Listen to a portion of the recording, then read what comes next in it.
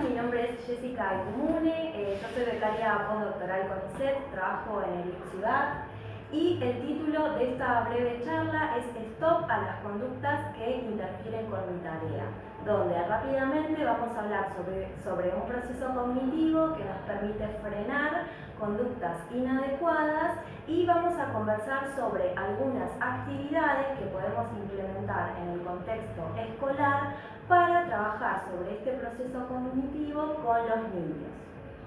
Bien, seguramente ustedes pueden identificar situaciones en las que estuvieron a punto de pronunciar una palabra y se frenaron porque esa palabra que se les imponía con fuerza era inadecuada para el contexto y podía traerles problemas. O situaciones en las que navegando por internet, luego de presionar varias veces el botón del mouse o la tecla Enter del teclado, tuvieron que frenarse para no descargar un programa que no querían, abrir una publicidad no deseada, o un virus. Nosotros podemos frenar conductas que son prepotentes pero inadecuadas para la actividad que estamos haciendo, el contexto y los objetivos, gracias a un proceso cognitivo que se denomina inhibición comportamental o inhibición de la respuesta. Este proceso forma parte de un conjunto más amplio de procesos cognitivos que se denominan funciones ejecutivas y que en general intervienen en el control consciente, voluntario y con esfuerzo de pensamientos, conductas y emociones con el objeto de dirigir el comportamiento hacia el logro de metas. Ahora bien, como ustedes seguramente estarán pensando, no siempre logramos frenar de manera exitosa ciertas conductas y terminamos, por ejemplo, diciendo cosas que nos traen problemas. Entonces, como decía Toussaint, la inhibición comportamental puede fallar.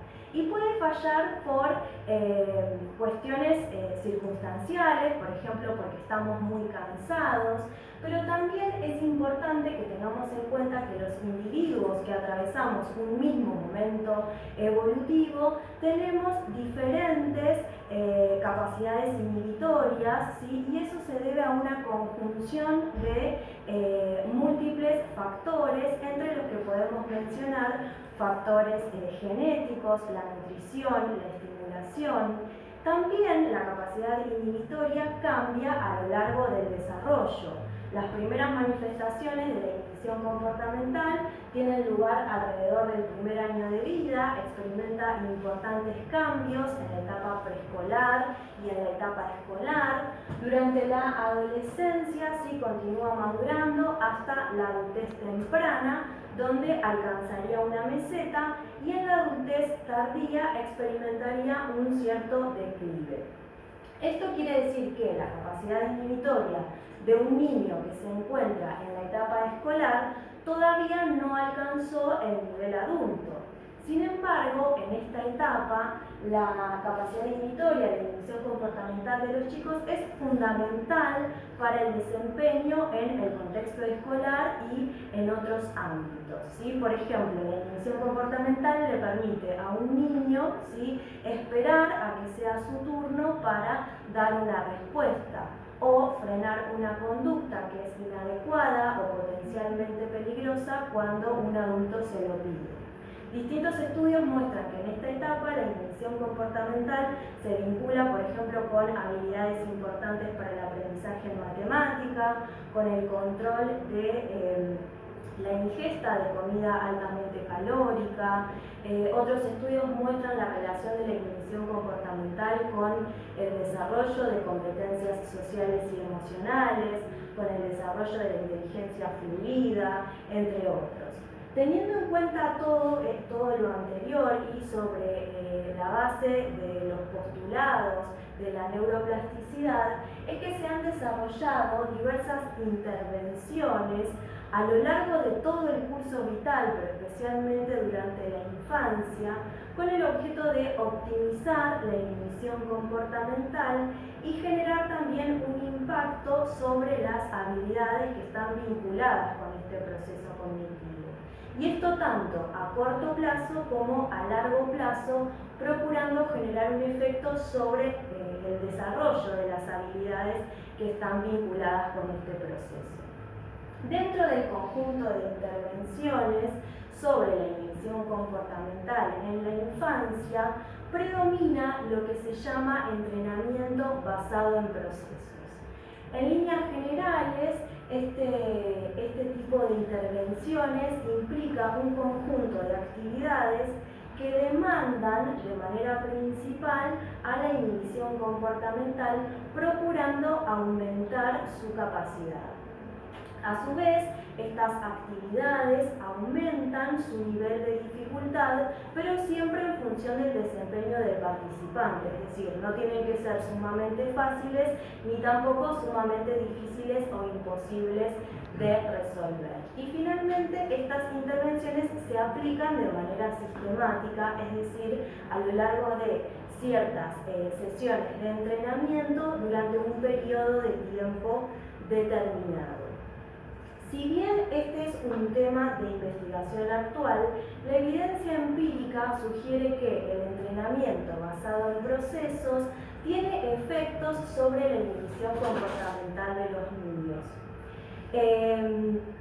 Si bien se han desarrollado distintas intervenciones, muchas se aplicaron y se aplican en el contexto escolar. Entonces, de estas intervenciones nosotros podemos extraer ideas con el objeto de aplicar cotidianamente actividades en el contexto escolar y favorecer el desempeño de la inhibición comportamental de los chicos con los que trabajamos. En líneas generales se observan dos tipos de actividades. Actividades informatizadas, es decir, que fueron diseñadas para correr en computadoras, tablets, y actividades que llamamos tradicionales, que incluyen juegos de movimiento, gestos, tareas de lápiz y papel, de tarjetas. Acá yo les traje un ejemplo de actividades informatizadas. Acá, por ejemplo, hay que apretar una tecla del teclado cada vez que aparece un estímulo que se presenta con mayor frecuencia, en este caso la pelota verde, y frenarse, es decir, no presionar ninguna tecla cuando aparece una pelota de otro color. Si bien estas actividades, como les decía, se presentan en el contexto escolar, se trabaja en general de manera individual, es decir, de manera particular con cada chico. Entonces, en ciertas situaciones resulta difícil aplicar estas actividades, sobre todo cuando no tenemos tiempo, recursos humanos, ¿no? y dispositivos para trabajar con estas actividades. En cambio, las actividades que llamamos tradicionales pueden ser más factibles de ser aplicadas cotidianamente en el contexto escolar, ¿sí?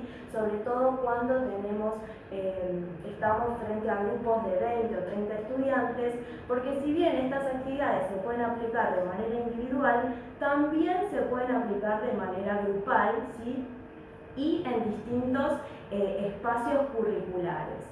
Por ejemplo, tenemos el conocido juego Simón dice, ¿sí? en el cual se deben ejecutar ciertas acciones cuando hay comandos, ¿no? que indican que se tienen que realizar estas acciones cuando están precedidas por las palabras Simón dice, ¿sí? y frenarse ante los comandos que no tienen estas palabras.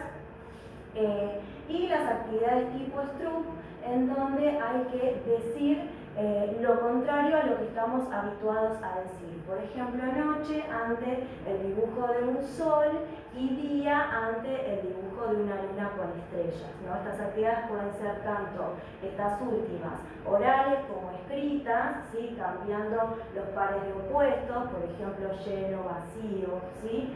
Entonces, nosotros podemos aplicar estas actividades cotidianamente con el objeto de favorecer la inhibición comportamental de los chicos en el contexto escolar.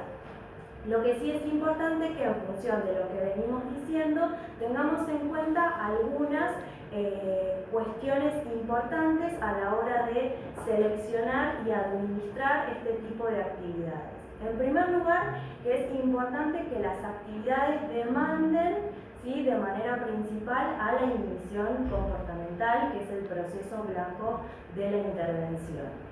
En segundo lugar, que las actividades tienen que ir aumentando su nivel de dificultad según el desempeño de los participantes. Algunos criterios a tener en cuenta al respecto son, por ejemplo, aumentar la velocidad en la cual se van presentando los estímulos. Eso dificulta la tarea, ¿sí? También tener en cuenta que cuanto más habituados estemos a realizar una conducta, más difícil va a ser frenarla, ¿sí? En el caso de Simón dice, cuanto más acciones, ¿sí?, tengamos que realizar ante los comandos que tienen Simón dice, más difícil va a ser frenarnos, ¿sí?, ante algún comando que no tenga estas palabras. Y, por ejemplo, en el caso de las tareas tipo Stroop, bueno, aumentar los pares de opuestos también aumenta el nivel de dificultad. Y finalmente, no olvidar que estas actividades deben implementarse de manera sistemática, es decir, no una vez en todo el año, ¿sí?, no una vez por mes, sino al menos 2 veces por semana. Bueno, muchísimas gracias.